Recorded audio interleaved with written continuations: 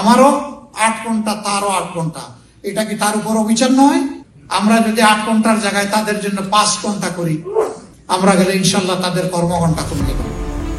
একজন মা সন্তান জন্ম দিচ্ছেন, লালন পালন করছেন এবং ক্ষেত্র বিশেষে পেশাজীবী হিসেবেও দায়িত্ব পালন করছেন। পুরুষ 8 ঘন্টা কাজ করলে নারীরাও সমান সময় দেওয়া কি ন্যায্য?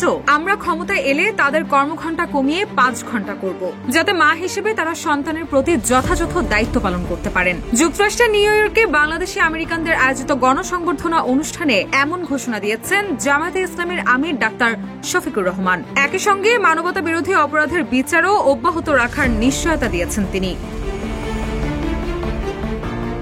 জামায়াত আমির বলেন, আমরা যদি সুযোগ পাই মায়েদের বাড়তি আরেকটু সম্মান করব, সেটা হবে তাদের প্রতি ইনসাফ। একজন মা তার সন্তানকে জন্ম দিচ্ছেন, লালন পালন করছেন, আবার ক্ষেত্র বিশেষে তিনি একজন পেশাজীবী হিসেবেও দায়িত্ব পালন করছেন। আমারও 8 ঘন্টা, তারও 8 ঘন্টা, এটা কি অবিচার নয়?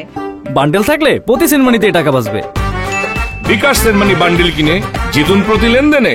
আমরা ক্ষমতায় গেলে ইনশাল্লাহ তাদের কর্মঘণ্টা কমিয়ে দেব, মা হিসেবে সন্তানের হক আদায় করার জন্য এবং মা হিসেবে তাকে সম্মান করার জন্য। আমরা যদি 8 ঘন্টার জায়গায় 5 ঘন্টা করি, তাহলে মায়েরা এতই কমিটেড যে তারা চিন্তা করবে সরকার যে সম্মান আমাদের দিয়েছে, আমাদের উচিত 8 ঘন্টার কাজ 5 ঘন্টায় সেরে ফেলা। আমরা যদি 8 ঘন্টার জায়গায় তাদের জন্য 5 ঘন্টা করি, তাহলে মারা এতই সিনসিয়ার, এতই কমিটেড, তারা চিন্তা করবে যে সরকার যে দেশ আমাদেরকে সম্মান দিয়েছে, আমাদের উচিত 8 ঘন্টার কাজ 5 ঘন্টায় সেরে দেওয়া।